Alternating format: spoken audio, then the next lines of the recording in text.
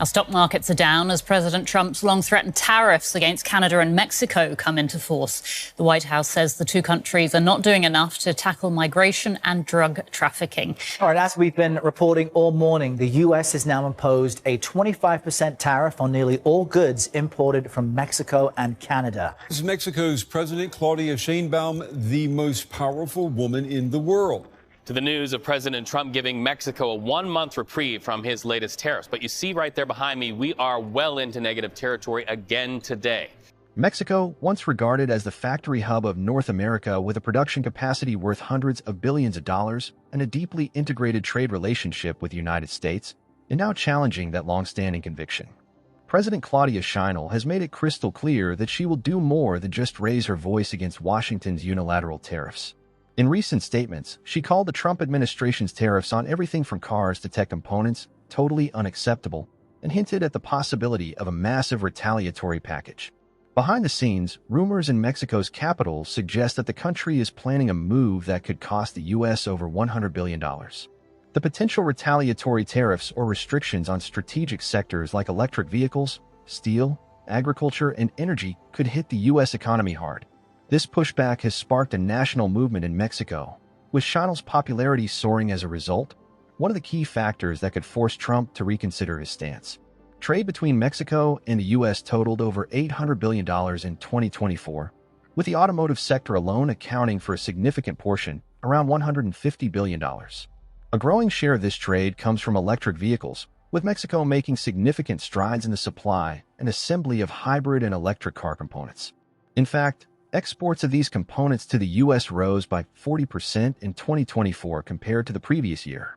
Alongside that, the energy and agricultural sectors are vital, with over $35 billion worth of agricultural products shipped to the U.S. from Mexico. Without these imports, everything from U.S. grocery store shelves to assembly lines in Texas would face major disruptions. This interconnected supply chain is exactly what President Sheinbaum is putting at the forefront. While the Trump administration has wielded tariffs against countries it deems to be unfair competitors, Mexico's position is especially crucial. The deep economic integration between the two nations, established under NAFTA and now USMCA, makes this dispute particularly volatile. When Mexico responded to Trump's threats with, "Then we will fight back tooth and nail," the big question was whether Mexico could really inflict $100 billion in damage to the U.S. in the short term. Some experts argue that such a loss is entirely possible, even if Mexico would suffer in the long run. Politically, Sheinbaum is unlikely to back down, especially with the overwhelming support of her people, who are growing tired of Mexico being cornered by the U.S. on issues like migration, security, and trade. For the first time in decades, Mexicans are hearing a clear enough is enough from their leader. Sheinbaum's stance has found significant support, with over 60% of the population backing her.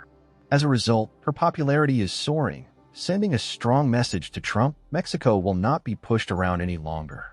This growing tension has caused concern in the U.S., particularly in the automobile industry, which is seen as one of Trump's key priorities.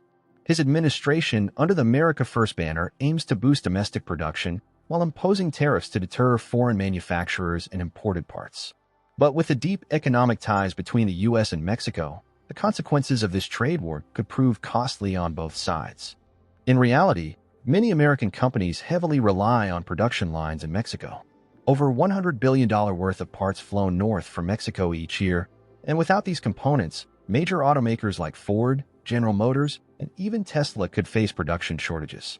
In retaliation, Mexico could impose tariffs on electric vehicle components, temporarily halt exports, or introduce stringent legislation. Such measures would raise production costs so significantly that U.S. automakers would be forced to sell their vehicles at higher prices. This would likely lead to a drop in sales and a consumer backlash, particularly in the domestic market. This scenario is where the potential for over $100 billion in losses lies, primarily in the automotive sector. However, it's not just the automotive industry. Mexico also holds significant leverage in agriculture. Products like tomatoes, peppers, avocados, lemons, mangoes, and other fruits and vegetables populate American supermarket shelves. In 2024, this trade volume exceeded $35 billion. President Sheinbaum has indicated that, if necessary, Mexico could impose temporary restrictions or additional taxes on these exports. This could send market prices soaring, particularly in states like California and Texas, which depend heavily on fresh produce from Mexico. An increase in restrictions or taxes would likely stoke inflation, creating further economic challenges. It's uncertain whether the Trump administration, fearing voter backlash over rising food prices, will take such a risk, as skyrocketing food prices could also affect Trump's base. This gives China a strategic advantage, as her message of readiness to inflict damage puts pressure on Washington to reconsider its stance. Mexico's exports of metals like steel and aluminum also play a vital role. These metals, used in construction, automotive, and defense industries, significantly impact the input costs for U.S. factories. If Mexico raised tariffs or reduced exports of these metals, it could have far-reaching effects on U.S. markets, increasing project costs across various sectors. As for energy, while Mexico's oil and liquefied natural gas (LNG) exports are smaller than Canada's, some U.S. states do refine Mexican oil. A disruption in this area could lead to higher fuel prices, complicating logistics and raising costs for consumers. All things considered, the U.S. economy could face a multifaceted blow from Mexico, with potential damages exceeding $100 billion due to this interconnected trade network. How is this being received in the Trump administration? Reportedly, there's serious consideration in the White House about whether Mexico would truly escalate this conflict. Trump is quoted as saying, "They're winning because of us, but if they show us teeth, they're going to pay the price."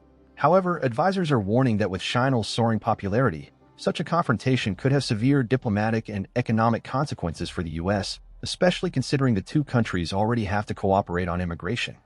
On the other hand, Trump insists, "I cannot make concessions to the electoral base. We have to use the tariff weapon in the interest of the country." This suggests that domestic political considerations make it harder for the U.S. to back down in the international arena. Meanwhile, Mexico continues to adopt a stance of "we will not bow down," intensifying the pressure on the U.S. This tension is also affecting Canada, which announced on April 7th that it would retaliate, creating a significant trade dispute with the U.S. Canada and Mexico together account for nearly $900 billion in trade with the U.S., including oil, automotive products, and more. While both countries have officially denied coordinating, there are growing indications that Mexico's actions are strengthening Canada's position. If the U.S. faces retaliation from both sides, it could be forced to return to the negotiating table. Electric vehicles, EVs, provide another critical angle in this dispute. While the U.S. government supports the growth of electric cars with incentives, Trump's protectionist tariffs favor U.S. production but make parts from Mexico or Canada more expensive. This effectively raises manufacturing costs in the U.S., increases car prices, and could alienate consumers. If additional taxes are imposed on Mexican parts, companies like Tesla and Ford would face higher production costs, leading to higher vehicle prices.